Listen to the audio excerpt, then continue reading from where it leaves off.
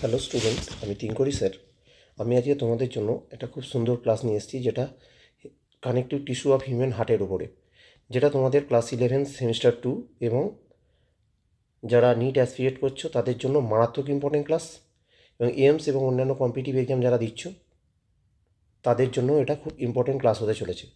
দেখো, মানুষের হৃৎপিণ্ডের সংযোগী কলা, তাদের নাম, অবস্থান, কাজ আমি ডিটেল করব এই ছবিটির মাধ্যমে। তো এই যে ছবিটি আঁকা আছে, এখানে দেখো মোট 4টে কানেকটিভ টিস্যুর নাম লেখা আছে। 1 নাম্বার,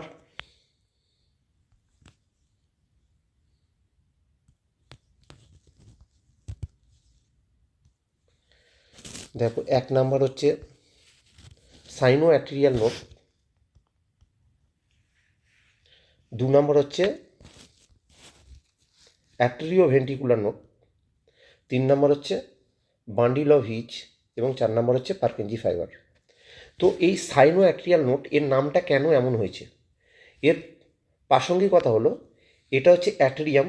এই অ্যাট্রিয়ামের এটা হচ্ছে সাইনাস ভেনোসাস বা ভেন, ধরো এটা হচ্ছে আপার, এটা আপার, এবং এটা লোয়ার ভেনে কেবা। এখান দিয়ে ব্লাড, CO2 রক্ত এখানে আসে, কার্বন অক্সিজেন্টেড ব্লাড অ্যাট্রিয়ামের মধ্যে ঢোকে। In between sinus venosus vein এবং অ্যাট্রিয়াম এর মাঝে থাকে বলে এর নাম হচ্ছে সাইনো অ্যাট্রিয়াম। এরপরে দেখো, পরের যে এখান থেকে যে স্পেস উৎপন্ন হয় তার পরিমাণ হচ্ছে 70 থেকে 80 পার মিনিট। এটা হচ্ছে স্পেস বা স্পন্দন এখান থেকে জেনারেট হয়। এবার এটা কোথায় পড়ে না, এটা ছড়িয়ে পড়ে অ্যাট্রিয়ামের প্রাচীরের মধ্যে, এবং একটি কানেকটিভ ফাইবার দিয়ে দেখো এটার সঙ্গে অ্যাট্রিও ভেন্ট্রিকুলারকে জয়েন করা রয়েছে। এই অ্যাট্রিও ভেন্ট্রিকুলার নোডটা কি, কেন এরকম নামকরণ করা হয়েছে, কারণ এটা অ্যাট্রিয়াম মানে হচ্ছে অলিন্দ, এবং ভেন্ট্রিকেল এই দুটির সংযোগস্থলে এটা অবস্থান করে বলে এটার নাম হচ্ছে atrio ventricular node or AV node.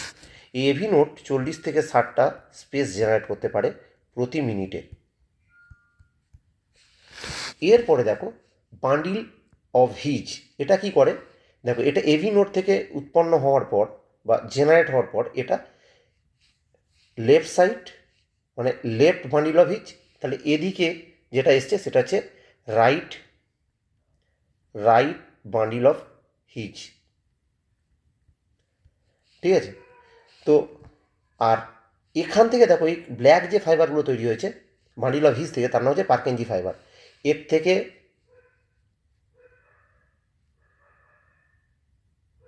36 প্রতি মিনিট স্পন্দন তৈরি হয়। এটা আছে এখানে 35 প্রতি মিনিট প্রায় স্পন্দন তৈরি হয়। এগুলোই প্লাস মাইনাস ভ্যারি করে। এখন মাথায় রাখতে হবে, এই যে সাইনো অ্যাট্রিয়াম নোড, এই নোডটার অন্য কি নাম আছে। দেখো, আমরা অবস্থানগুলো জেনে গেছি এবং এদের ফাংশন কতগুলো করে স্পেস জেনারেট করে সেটা জেনে গেছি। এখন নিট বা কম্পিটিটিভ এক্সাম এখান থেকে কী কোশ্চেন হবে, প্রথম যে প্রশ্নটা হবে সেটা হচ্ছে এসএ নোডের অন্য কি নাম আছে। এসএ নোডের যে নাম আছে, এসএ নোডকে আমরা বলি হার্ট অফ হার্ট। কি বলি? Heart of heart.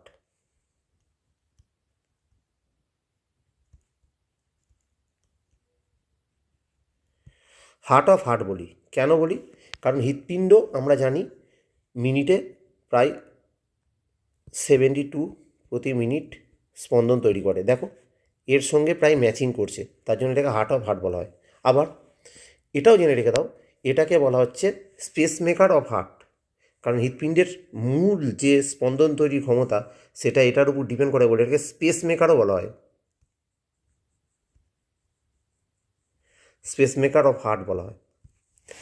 এর পরবর্তী ক্ষেত্রে দেখো, লক্ষ্য করো, এরপরে এখান থেকে যে ইম্পালস তৈরি হলো সেটা চলে আসে কোথায় না, একটা ফাইবারের মাধ্যমে আসে কোথায় না, অ্যাট্রিও ভেন্ট্রিকুলার নোডে, এবং এটা অ্যাট্রিয়ামের ওয়ালেও ছড়িয়ে পড়ে। তো অ্যাট্রিও ভেন্ট্রিকুলার নোডে আসার পর অ্যাট্রিও ভেন্ট্রিকুলার নোড যেটা তৈরি করছে তার পরিমাণটাও নেহাত কম নয়, এবং সেটা তোমরা লক্ষ্য করে দেখো, প্রায় এসএ নোড যখন ফেলিওর হয়, অর্থাৎ হার্ট অফ হার্ট বা স্পেসমেকার যখন ফেলিওর করে, তখন এই কাজটা করে থাকে, অর্থাৎ অ্যাট্রিও ভেন্ট্রিকুলার নোড সেই কাজটা করে থাকে। সেই কারণে এটাকে বলা হয় রিজার্ভ পেসমেকার। কী বলা হয়? রিজার্ভ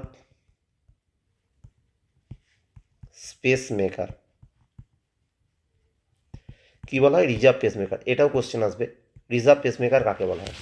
ঠিক আছে, এরপরে তোমাদের একটা ভালো ইন্টারেস্টিং ঘটনার কথা বলবো, সেটা হচ্ছে নিট এবং কম্পিটিটিভ এক্সাম বিগত বছরের কোশ্চেনগুলো 38 ইয়ার্স 39 ইয়ার্স তোমরা যা দেখতে পারো, সেখানে দেখবে এই কোশ্চেনটা খুব দিচ্ছে। সেটা কি না, এই যে স্পেসগুলো জেনারেট হচ্ছে, এই স্পেস জেনারেট হওয়ার পর এটা কোন পথ দিয়ে ভেন্ট্রিকুলার সেপ্টামে ভেন্ট্রিকুলার ওয়ালের মধ্যে ছড়িয়ে পড়ে।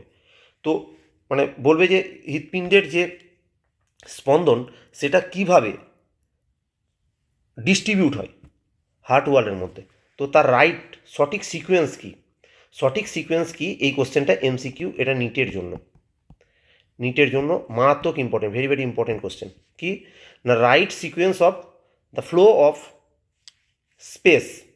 তাহলে সঠিক সিকোয়েন্সটা কি, প্রথমে হচ্ছে এসএ নোট, তারপরে হচ্ছে এভি নোট, তারপরে বান্ডিল অফ হিজ, তারপরে পার্কেনজি ফাইবার। এটা একটা কোশ্চেন হলো, কী বলো, এটা হচ্ছে সঠিক পথ। দ্বিতীয়, তোমাদের এই কোশ্চেনটাও পরবর্তী ক্ষেত্রে নিট বা কম্পিটিটিভ এক্সাম আসবে, সেটা হচ্ছে কি না, arrange the note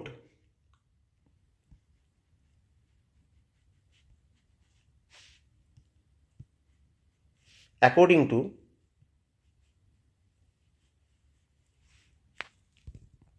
rate of space generation, rate of generating space।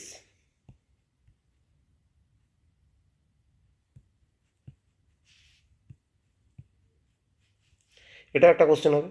তাহলে সেখানে তুমি সব থেকে বেশি যে সেটাকে আগে রাখবে, তারপরে আস্তে আস্তে আস্তে আস্তে তুমি পার্কেনজি ফাইবার কোনটা আসবে, এই অ্যারেঞ্জমেন্টে এই কোশ্চেনের অ্যান্সারটা তোমরা পেয়ে যাচ্ছ।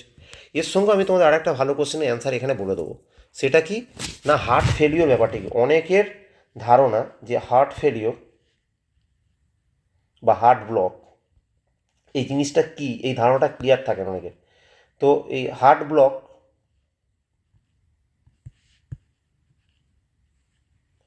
এই ব্যাপারটা কি, এইটা আগে বোঝায়, তারপরে হার্ট ফেলিওরটা আমি পরের ভিডিওতে বলে দেবো। হার্ট ব্লক জিনিসটা কি, দেখো অনেকেই জানে না এটা। অনেকে ভাবে যে হয়তো কোনো আটারি বা ভেনের মধ্যে কোনো ব্লকেজ তৈরি হয়েছে বা ব্লাড ক্লট করে গেছে, সেটাকে হার্ট ব্লক বলে। বাট হার্ট ব্লক সেটা নয়। হার্ট ব্লক মানে কি না, হার্ট ব্লক মানে হচ্ছে ধরো এই যে এসএ নোড একটা স্পেস তৈরি করেছে, সেটা সাপ্লাই করছে কাকে, এভি নোডকে। এভি নোড সেটা নিয়ে এসে বান্ডিল অফ হিজকে সাপ্লাই করছে। বান্ডিল অফ হিজ কী করছে, সেগুলোকে আবার পার্কেনজি ফাইবারে সাপ্লাই করছে। তাহলে এটা হচ্ছে বান্ডিল অফ হিজ, এবার এটা হচ্ছে পার্কেনজি ফাইবার। এবার এই জায়গায় যদি সঠিক স্পন্দন প্রবাহে যদি বাধা তৈরি হয়, ভালো করে বোঝো, যদি বাধা তৈরি হয় তাহলে এখানে ব্লক, এটার নাম কী হবে, এসএ নোড এবং এভি নোডের মাঝে ব্লক। যদি মনে করো এখানে ব্লক হয় তাহলে কী হবে, left bundle of his block. যদি এখানে ব্লক হয় তাহলে right bundle of his block. এইভাবে হার্ট ব্লককে আমরা ব্যাখ্যা করতে পারি। তাহলে হার্ট ব্লক কী জিনিস না, হার্ট ব্লক হচ্ছে হৃদস্পন্দনের যে প্রবাহ, সেই প্রবাহজনিত যে ত্রুটি, সেই ত্রুটিটাকে আমরা বলি কি না হার্ট ব্লক। ক্লিয়ার? তো এটাও কিন্তু খুব ইম্পর্টেন্ট নিটের কোশ্চেন, হার্ট ব্লক কী। আর যদি বলা হয় হার্ট ফেলিওর কী, তাহলে আমি বলবো হার্ট ফেলিওর হলো